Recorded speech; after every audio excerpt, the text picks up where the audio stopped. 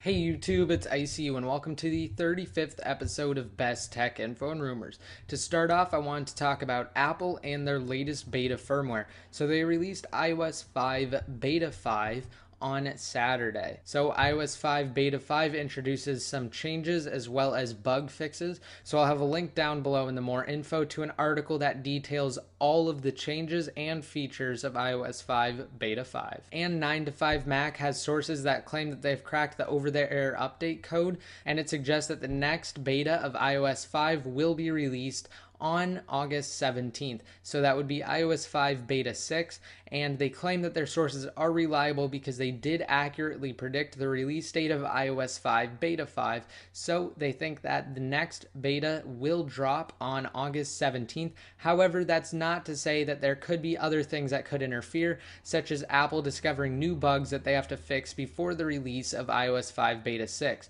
So with that said, we'll just have to wait and see if they are correct or not, and basically this just confirms that there will be at least another iOS 5 beta before iOS 5 GM is released. Also, MobileMe users who migrate to iCloud when it is released to the public in September will receive 25 gigabytes of storage, because by default MobileMe users already have 20 gigabytes of storage, and Apple includes 5 gigabytes of free iCloud storage. I'm sure most Apple TV 2 users were sad to find out that the Apple TV did not include Apple's popular App Store, and until now the Apple TV 2 hasn't been able to play games. But now users who have a jailbroken Apple TV can install a web browser on it that will allow them to play HTML5 content, and through that you can play a juvenile version of Casino Blackjack. So while it's not much right now, I'm sure in the future Apple will actually incorporate support for applications, and it could be the next major gaming platform. On a side note, Google did update their Google Plus app to support both iPod Touch and iPad users. Now unfortunately it isn't fully native for iPad users as of now. You still have to enter the 2x mode,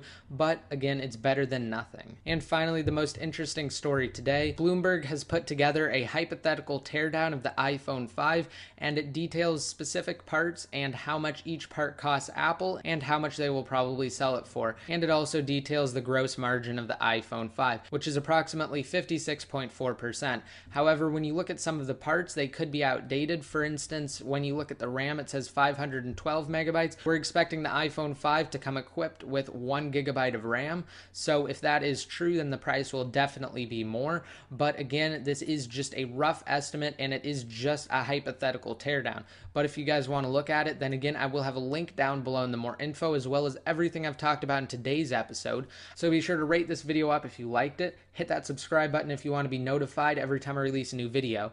And I will also include links to my Facebook page and Twitter accounts down below in the more info. So be sure to like my Facebook page and follow my Twitter accounts to be updated more often. And until next time, this is ICU signing out.